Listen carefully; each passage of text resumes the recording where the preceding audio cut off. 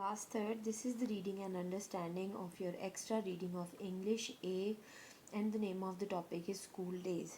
It's on page number 74. Let's start the reading. School days can be the best days of a child's life. They learn a lot of interesting things and they can make friends that last a lifetime. In this extra reading, we are going to talk about the school life of the children. और ये जो time होता है ये बच्चों को हमेशा याद रहता है बिकॉज इसमें बहुत सारी इंटरेस्टिंग थिंग्स लर्न करने को होती हैं. बहुत कुछ हम लोग लर्न करते हैं और हमारे जो फ्रेंड्स बनते हैं स्कूल लाइफ में वो लाइफ टाइम के लिए होते हैं. मीन्स के हमारी सबसे ज़्यादा फ्रेंडशिप और लॉन्ग लास्टिंग फ्रेंडशिप हमारी स्कूल फ्रेंड्स से होती है. School subjects. Children in England attend secondary school between the age of 11 and 16. They learn a lot of different subjects like English, maths, science, geography and art.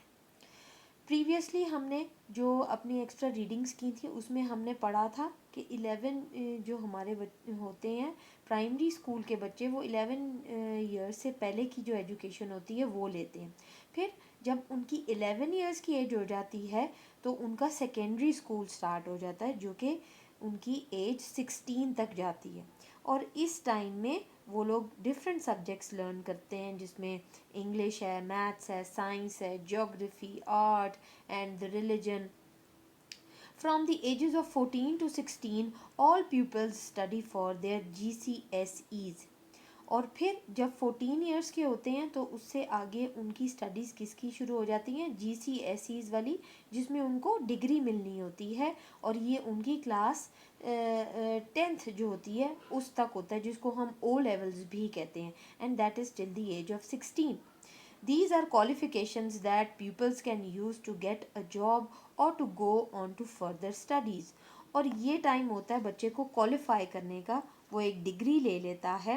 और इसमें कुछ बच्चे जो होते हैं जिनकी फैमिलीज इतनी ज़्यादा रिच नहीं होती हैं वो बच्चे फिर जॉब स्टार्ट कर देते हैं, कुछ जॉब के साथ फर्दर स्टडीज़ करते हैं और कुछ जो हैं जस्ट द फर्दर स्टडीज़ को कंटिन्यू कर लेते हैं.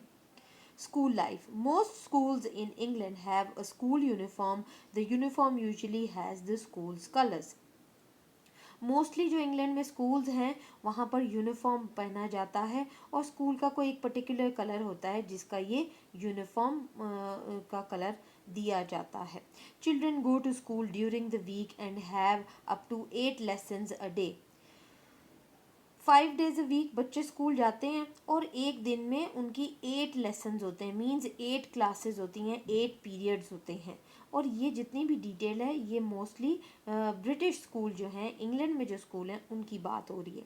दे have a morning break of about 15 minutes and 1 hour lunch break where they can catch up with their friends.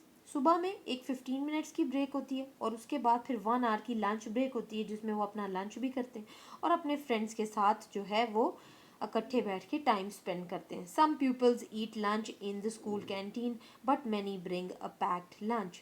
कुछ बच्चे जो होते हैं वो स्कूल की कैंटीन से लंच ले लेते हैं और कुछ जो हैं बट मोस्टली जो हैं, कुछ भी नहीं, मोस्टली जो है वो घर से बना हुआ होममेड लंच लेते हैं.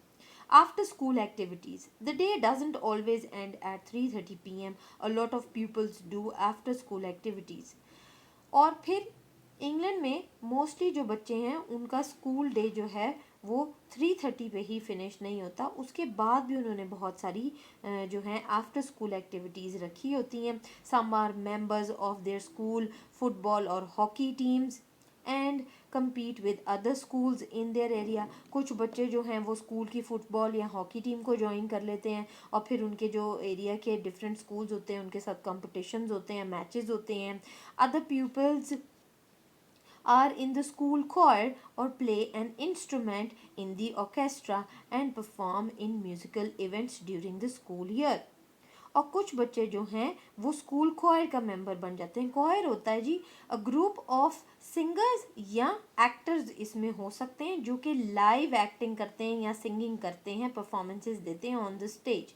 अगर वो स्कूल क्वायर का पार्ट नहीं है तो फिर वो डिफरेंट इंस्ट्रूमेंट्स बजाना सीख लेते हैं. और फिर जो स्कूल का ऑर्केस्ट्रा होता है, ऑर्केस्ट्रा क्या होता है जी, ग्रुप ऑफ म्यूजिशियंस जो होते हैं उनको हम ऑर्केस्ट्रा कहते हैं, उनके साथ मिलकर वो परफॉर्मेंसेस देते हैं म्यूज़िकल इवेंट्स में ड्यूरिंग द स्कूल ईयर। ये जितना भी उनके स्कूल ईयर में म्यूज़िकल इवेंट्स होते हैं उसमें फिर ये बच्चे जो हैं, अगर वो स्कूल कोयर के मेंबर हैं या फिर वो ऑर्केस्ट्रा के मेंबर हैं, उसमें वो पार्ट लेते हैं।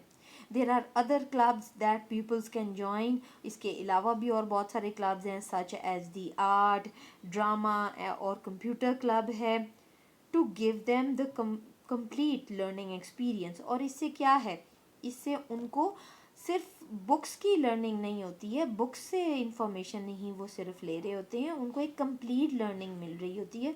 वो लाइफ की डिफरेंट एक्टिविटीज़ जो हैं उनसे रिलेटेड भी लर्निंग कर रहे होते हैं। I hope you would have got the understanding and you must do all the work that is given in your solved syllabus and do learn that also.